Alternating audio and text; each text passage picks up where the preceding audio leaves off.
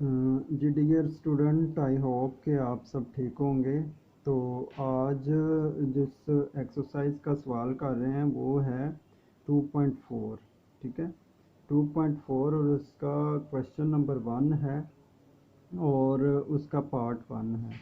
इसी तरह ये साइंस की मैथमेटिक 9th क्लास की है और ये साइंस ग्रुप की है। ठीक है, तो हम इसको अगर तो इसके हम बनाते हैं, इसका एलसीएम लेते हैं। ठीक है, अगर हम इसका एलसीएम लेते हैं तो वो क्या आएगा हमारे पास, जब इसका एलसीएम लेंगे तो क्या आएगा, इसको आप 3 पे करेंगे तो ये क्या आएगा, 3 8 दा, ठीक है 24। इसी तरह 3 1 दा 3। इसी तरह फिर ये 3 पे करेंगे तो ये क्या आएगा 2, ठीक है 6। और इसी तरह 2 इधर कैरी दिया तो ये हो जाएगा 21। तो ये इसी तरह 7 आ गया। और फिर इसी तरह इसको 3 पे करेंगे, ये 9 आ जाएगा। फिर 3 पे करेंगे तो ये आ गया।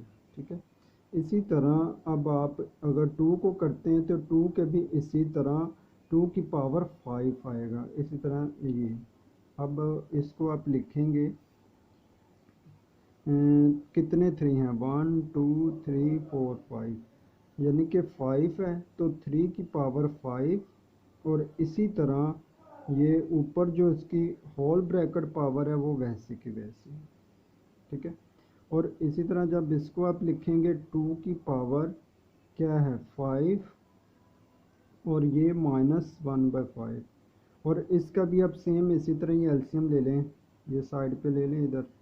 तो ये आपके पास सेम हुई, यानी कि जैसे ये यानी कि 3 5 टाइम आया है, इसी तरह 2 5 टाइम आएगा। तो ये क्या है 16। इसी तरह फिर क्या आएगा 8। इसी तरह फिर डिवाइड करेंगे तो 4। इसी तरह फिर डिवाइड करेंगे तो ये। ठीक है, अब 1 2 3 4 5 सेम इसी तरह। तो अगर आप देखें तो यहाँ नीचे हमारे पास है माइनस, इसको आप ऐसे लिख सकते हैं। ठीक है, और ये पेयर बनता है 14 का। ठीक है, सिंपल 14 का। अगर आप इसका भी एलसीएम लेकर निकालना चाहें तो वो भी ठीक है, लेकिन कुछ ऐसे हैं जिसका हमें ऑलरेडी पता है कि इसका जो यानी कि स्क्वायर रूट है वो इसका ये पेयर बनता है। और स्क्वायर रूट हमने छोटी क्लासेस में 7 6 में 8 में भी ये सीखा है कि अगर किसी का स्क्वायर रूट में हो तो वो पेयर बन जाए तो उसमें से एक बाहर आ जाता है तो उसका स्क्वायर रूट ख़त्म हो जाता है। अब यहाँ तो ये 5 इसके साथ कैंसिल हो रहा है, ये कैंसिल हो गया।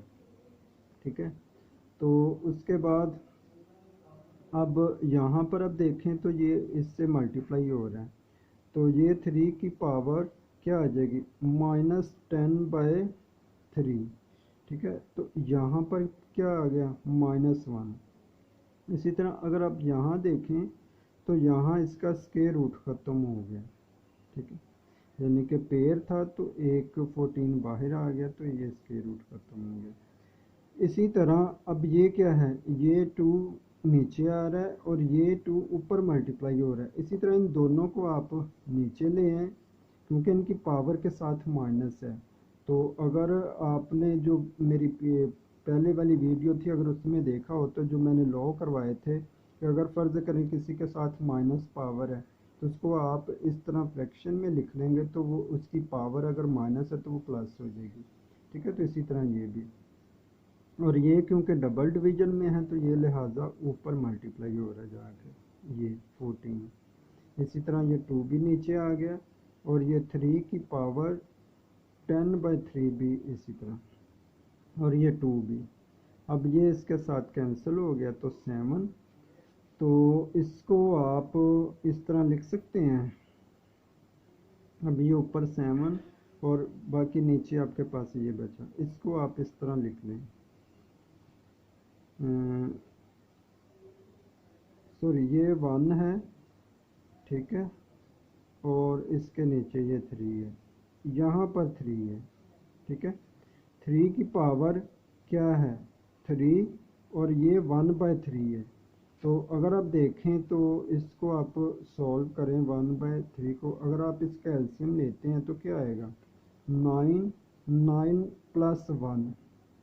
ठीक है, तो ये गेन आपके पास 10/3 आ जाएगा। ठीक है, तो लिहाजा इसको लिखने की ज़रूरत ये है कि इसको हम यानी कि रेडिकल फॉर्म में लिखना चाह रहे हैं, क्योंकि पीछे में भी आंसर रेडिकल फॉर्म में होगा।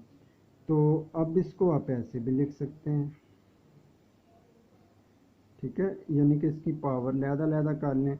और ये हमें पता है, पीछे लॉ में हमने पढ़ा है कि अगर इसकी यानी कि बेस सेम है तो इनको मल्टीप्लाई करेंगे तो इनकी पावर क्या है, ऐड हो जाएगी। ठीक है, तो सेम यही कंडीशन आ जाएगी। तो अब इसकी हमने क्या किया, पावर लहदा कर दी है। तो अब इसको आप लिखेंगे ये 7, और इसी तरह ये क्या आ जाएगा 27, और इसको आप रेडिकल फॉर्म में लिख देंगे तो ये आपके पास ये फॉर्म आ जाएगी। ठीक है, आई होप कि आपको इस सवाल की समझ आ गई होगी। तो इसी तरह नेक्स्ट क्वेश्चन करते हैं।